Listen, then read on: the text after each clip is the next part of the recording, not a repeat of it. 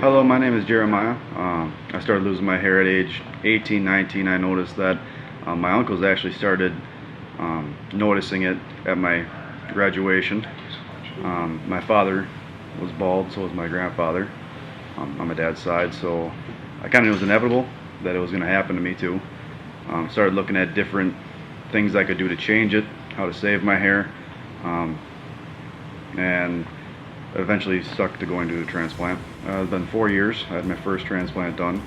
At the time I had more of my natural hair, and over time I lost it and thinned to what my transplants just left in the front. The hair loss has definitely changed a lot of my life for the most part. Anybody that knows me knows I wear a hat 24/7. I almost wear it to sleeping. In high school I had a full head of hair, had to have it thinned. Always did my hair, and once you start losing it and you have your friends, you gotta be thick-skinned, they start making the bald jokes, stuff like that, and it's different when you look in the mirror and you don't see yourself anymore, so you want to fix that, go back to your normal self. So that's when you start looking at that and other options. But definitely confidence had changed. You don't want to go in public as much because you want to be cosmetically appealing to people. Don't want them looking at your hairline versus your eyes. That's a very common one. I'm hoping for all over coverage, naturalness, but to just be able to style my hair normal again. People not, is that, well, he's balding, take away all that part of life, just to be back to normal. Things you can find online, there's so many different doctors, and you don't know what's true or not. Actually, I fell on the natural transplants being online on YouTube and all the videos, and it made a huge difference. All the videos definitely keep you educated, and you can see the results. Past doctor you worked with and trained with also, both very reputable, and the results prove itself, and that's huge. Dr. Huebner here, Natural Transplants. I'm here with Jeremiah, and what we're doing is the game plan. So we're in the huddle, we're talking about what we're going to do today, and what I've done is I've divided his areas of loss into 3 areas. We have a frontal third, and that's going to establish the hairline and the profile. We have a middle third, and then we have a crown in the back. The crown is that circular area that generally has a spiral component to it. And what we're talking about is what his priorities are. And I always advise my patients to fix the front before you fix the back. The front is the profile. When you shake somebody's hand, you look in the mirror, you see profile, you see hairline. So this is going to make a nice difference in him. You can see what he got from one transplant, which we call a bunch of nothing, which is, obviously if he didn't have the grafts there, it'd look different. But we want to get him some meaningful density today, which would be about 30 to 40% of your natural density in the back, depending on his hair type. Fortunately for Jeremiah, he has nice thick hair. It's such a mean trick. I'm sure when he was younger, he had a thick hair, thick head of thick hair, and he just doesn't have it where he needs it now. So you can see the miniaturization of the hair, the difference in the hair on the top. It's very thin, caliper, almost wispy, transparent hair. It also doesn't grow at the same rate as the hair in the back. And I was talking to Jeremiah earlier. When you go to the barber, this stuff. Oh, actually, your fiance. Congratulations. Fiance cuts his hair, and she probably notices that this hair doesn't grow quite at the same rate as this hair in the back. So, so what we want to do is get in there. We're gonna pretend that he's gonna lose all his natural hair eventually. Hopefully not. He's getting on some products. We've elected to start from the front. 1 and 2 hair micrografts to soften up this front, so it's a nice natural transition into some larger grafts behind there to get rid of this doll's hair appearance. Some of these grafts in the front that he has are a little too large. So we're going to soften all that up so he doesn't have the pluggy doll's hair look. Start from the front and work our way back as far back as we can go. I know that I can get 2 zones of this today. Depending on his elasticity, if I can get a little wider strip, I'm going to try to get into the crown as well. We just don't know until we get in there. So I'm really excited about today. Thank you so much, Jeremiah, for sharing your experience. We'll be checking in throughout the day to show you his progress. Dr. Huebner here, Natural Transplants. I'm here with Jeremiah. We're about a third of the way through the procedure. At this point in the procedure, we've taken the strip out, and our technicians are now cutting those into multiple grafts. I'm very, very excited because in Jeremiah's case, his elasticity was amazing. So not only did we get the strip that we anticipated, we were actually able to get a 3rd strip, so we got an additional 20 to 30% more hair. So this is going to be tremendous. We're going to hopefully get not only this 2 zones, maybe even a little bit past that into the crown today. So, and we're going to jam pack it. But I wanted to hear from Jeremiah how your day's been going. What's your experience been like so far? Good.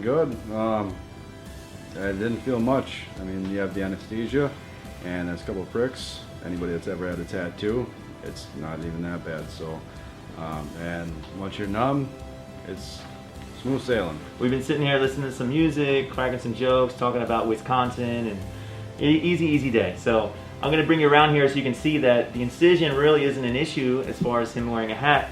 I'll come right around here and show you. So you can see from the side here that basically suture line is not an issue as far as trying to hide that from people. Remember, we actually shaved this area as well. So this is not just an area of loss, this is actually where we shaved it. And you can see how close that suture line is.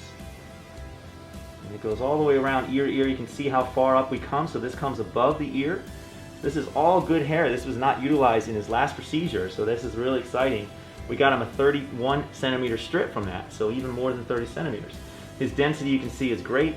That goes all the way around nice and tight, and you can see that really hiding that is not an issue. Now, Jeremiah allowed us to shave today, and there's a lot of advantages to shaving your head as far as the aftercare, washing these grafts. But he's in a situation where he can wear a hat, so it's not a big deal. It's never mandatory to shave your head, but again, there are some advantages. But we do people all the time that are not able to shave their head and get great results as well.